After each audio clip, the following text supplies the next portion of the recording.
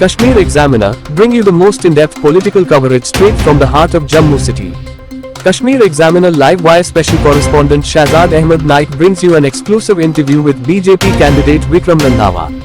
Farmer MLC Vikram Randhawa ji हमारे साथ बातचीत करने के लिए मौजूद हैं। बहु असेंबली हलके से कैंडिडेट भी भाजपा की तरफ से। हालांकि अगर जम्मू कश्मीर की हम बात करें, एग्जिट पोल कल आ चुके हैं, लेकिन एग्जिट पोल ये बता रहे हैं कि भाजपा जो है वो बहुमत के आंकड़े से काफी दूर है। बहरहाल विक्रम रंधावा जी से बातचीत करने की कोशिश करेंगे, क्योंकि भाजपा का ये दावा है कि हम जो है इस बार अपना चीफ मिनिस्टर बनाएंगे और सरकार हमारी बनेगी। रंधावा साहब, बहुत बहुत शुक्रिया वक्त देने के लिए। शुक्रिया भाई साहब। सर, एग्जिट पोल भी आ चुके हैं और आप बहु कॉन्स्टिट्यूंसी से खुद भी उम्मीदवार हैं। पहले आप अपना बताइए, एग्जिट पोल ये बता रहे हैं कि कांटे की टक्कर है, आपको क्या लगता है? देखिए, चुनावी मैदान में टक्कर तो होती है।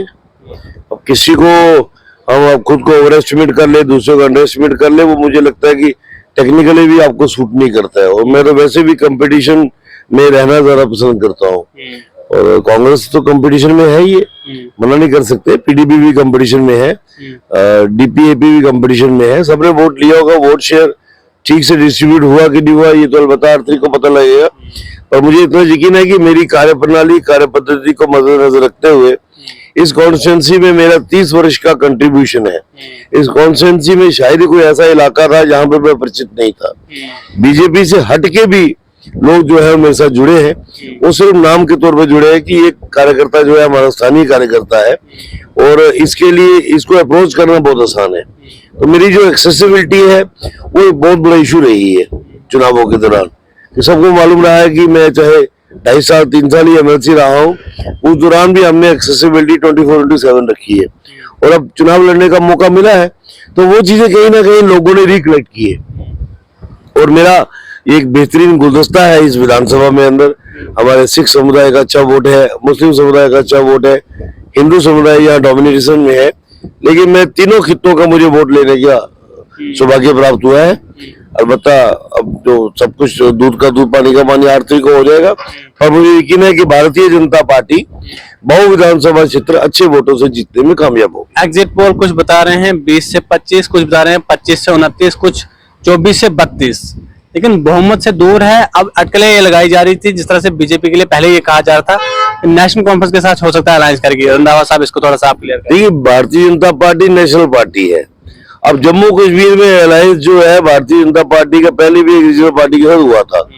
सुनिश्चित तौर पे अगर वर्डिक्ट कुछ इस टाइप का आया तो हमें रीजनल पार्टी की तरफ बारे में सोचना पड़ेगा। इशारा आपका है कि कर भी सकते हैं। देखिए, कारण ये है कि हमने चुनाव लड़ा है सरकार बनाने के लिए, जम्मू कश्मीर के लोगों को एक सरकार देने के लिए। फिर से कोई हंग असेंबली ऐसी आ जाए जहां पर एक डेवलपमेंट को चलते हुए विकास को ब्रेक लग जाए, केंद्र भी पूरी तरह से अपना अटेंशन डाइवर्ट नहीं कर पाए यहाँ की तरफ, उन चीजों को रोकने के लिए और ऐसी ताकतें जो जम्मू कश्मीर को पुनः गलत हाथों में मोड़ना चाहती हो, उन ताकतों को रोकने के लिए भारतीय जनता पार्टी यहाँ सरकार बनाएगी। और मुझे वैसे काफी तो यकीन है कि हमारी अपनी मेजोरिटी टचिंग होगी। क्लियर मेजोरिटी अगर नहीं भी होगी तो हम 35 और 40 के बीच में कहीं ना कहीं फॉल करेंगे। और फिर कुछ लाइक माइंडेड जो भारतीय जनता पार्टी की विचारधारा को, जो केंद्र सरकार में नरेंद्र मोदी जी की नीतियों को अडॉप्ट करते हैं, ओन करते हैं और मानते हैं कि 10 वर्षों में जम्मू कश्मीर के अंदर जो लैंडस्लाइड चेंजेस, जो लैंडस्लाइड डेवलपमेंट नरेंद्र मोदी जी के कार्यक्रमों से आई है, उसको जारी रखना है, उसको रोकना नहीं है। आज पत्थरबाज कहीं नहीं दिखता है, आज भारत विरोधी नारे लगाने वाला कोई नहीं दिखता है, आज पाकिस्तान का समर्थक कोई नहीं दिखता है। तो इन चीजों को जो है जारी रखना है। आपका इशारा रंधावा साहब ये था कि बीजेपी लाइट माइंडेड पार्टियां जैसे आजाद साहब हो गए, बुखारी साहब हो गए, सजाद गनी लोन हो गए, या फिर अंजुम रशीद पर काफी विवाद हुआ। आपको क्या लगता है, अंजुम रशीद भाजपा के साथ आने के लिए तैयार है? हालांकि वो कह रहे हैं मैं अलायंस नहीं करूंगा। देखिए, अब इंजीनियर रशीद को हम एक साधारण व्यक्ति भी नहीं मान सकते। वो लोगों का चुना हुआ सांसद है, पहले वो 3 बार विधायक रहे हैं, तो अब पब्लिक रिप्रेजेंटेटिव तो है ही है ना वो। अब उनके कितने लोग जीत के आते हैं, उनकी मानसिकता क्या कहती है कि वो डबल इंजन की सरकार को यहाँ बदल देना चाहते हैं कि नहीं देना चाहते, ये तो आने वाला वक्त बताएगा। अलबत्ता मैं बड़ा कॉन्फिडेंट हूँ कि भारतीय जनता पार्टी काफी हद तक ऑलमोस्ट टचिंग मार्जिन के बाद पहुंच जाएगी। 47-48 का आंकड़ा हमें चाहिए। अगर हम 40+ तक भी कहीं पहुंचते हैं तो मैं यकीनन कह सकता हूं कि सरकार भारतीय जनता पार्टी लेड बनेगी। जो भाजपा इस बार ये भी दावा करे जम्मू का चीफ मिनिस्टर बनेगा, क्या ये पॉसिबल है, मुमकिन है? क्योंकि अगर आप अपनी सिंगल मेजॉरिटी पार्टी जो है आपकी बनती है या फिर पूरी बहुमत नहीं मिलती है तो चीफ मिनिस्टर बनाना मुमकिन है? देखिए, चीफ मिनिस्टर जम्मू का हो या कश्मीर का हो, ये जम्मू कश्मीर के लोगों को एक वास्ट सोच के साथ सोचना पड़ेगा कि जम्मू कश्मीर से चीफ मिनिस्टर किस खित्ते से आता है ये मैटर नहीं करता है। वो जम्मू कश्मीर को किस तरीके से ठीक रास्ते पे लेके चलेगा, वो पार्टी पॉलिटिक्स से ऊपर उठकर सारे जम्मू कश्मीर के गुलदस्ते को मजबूत करने का कार्य करेगा, उस मानसिकता का व्यक्ति चाहिए। जो मेन स्ट्रीम में राष्ट्रवादी पार्टी जैसे भारतीय जनता पार्टी है, केंद्र में दिल्ली में नरेंद्र मोदी लेड सरकार है, क्या उनके साथ उसका कोऑर्डिनेशन बैठेगा कि नहीं बैठेगा? अगर वो किसी नेगेटिव इम्पैक्ट के साथ चीफ मिनिस्टर की कुर्सी पे बैठता है तो उसका नुकसान जम्मू कश्मीर की जनता को होगा।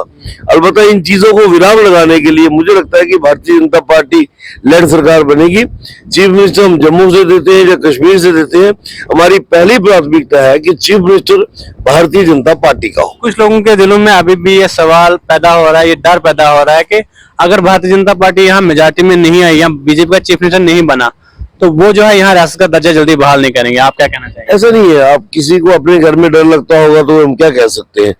नरेंद्र मोदी जी ने भी कहा है, आदरणीय गृह मंत्री जी ने भी कहा है कि ठीक समय पे हम जम्मू कश्मीर को स्टेट का दर्जा देंगे। बीजेपी का सीएम बने या ना बने, वो कोई कंडीशन नहीं है उसके लिए, वो कोई कंडीशन नहीं होती है।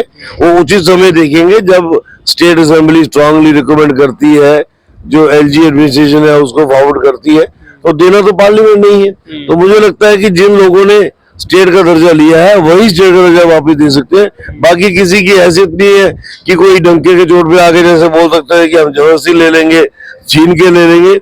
वो छीन के लेने वाले भूल गए कि धारा 370 की क्या धज्जियां उड़ाई हैं।